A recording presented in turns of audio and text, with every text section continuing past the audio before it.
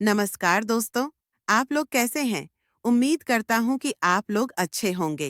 तो दोस्तों, आज आप लोगों के बीच में एक नई कहानी लेकर आया हूँ।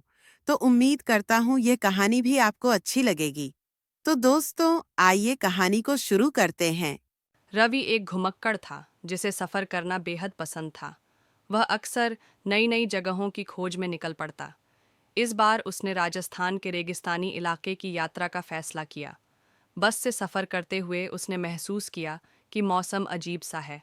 हवा तेज़ हो रही थी और आसमान पर धूल छा रही थी। जैसे ही बस एक छोटे से गांव के पास पहुंची, अचानक एक रेतीला तूफान आ गया। हवा इतनी तेज़ थी कि बस को रोकना पड़ा। रवि ने खिड़की से देखा, चारों ओर धूल ही धूल थी, मानो पृथ्वी और आकाश के बीच कोई सीमा न रही हो। लोग इधर उधर भाग रहे थे, अपनी आंखें और चेहरे ढक रहे थे। तभी उसकी नज़र बस के पास खड़ी एक लड़की पर पड़ी। वह अकेली थी, बिना घबराए शांत खड़ी थी, मानो यह तूफान उसे छू भी नहीं सकता। उसकी आंखों पर गहरे काले चश्मे थे। रवि को समझते देर न लगी कि वह देख नहीं सकती। वह जल्दी से बस से उतरा और उसकी ओर बढ़ा। आप ठीक हैं?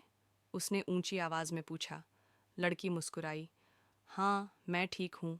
मैं इस रास्ते से हर रोज़ गुजरती हूँ। मुझे कोई डर नहीं लगता। रवि को यह सुनकर आश्चर्य हुआ।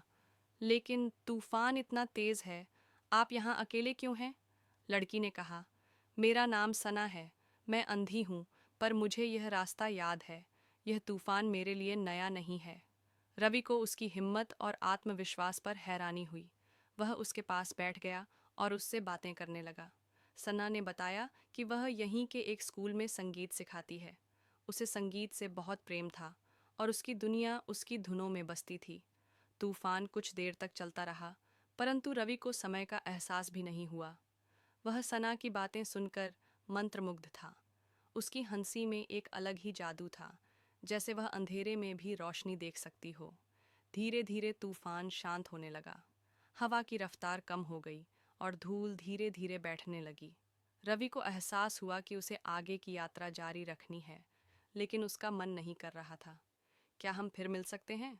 रवि ने हिचकिचाते हुए पूछा। सना मुस्कुराई। सफ़र ख़त्म नहीं होता, रास्ते जुड़ते रहते हैं।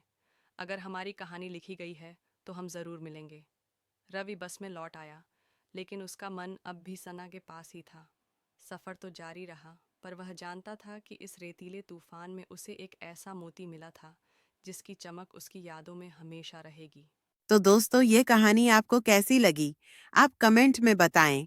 अगर आप हमारे YouTube चैनल पर पहली बार है, तो हमारे चैनल को सब्सक्राइब कर लें और वीडियो को एक लाइक कर दें। तो दोस्तों, फिर मिलते हैं एक नई कहानी के साथ। तब तक के लिए नमस्कार, जय हिंद।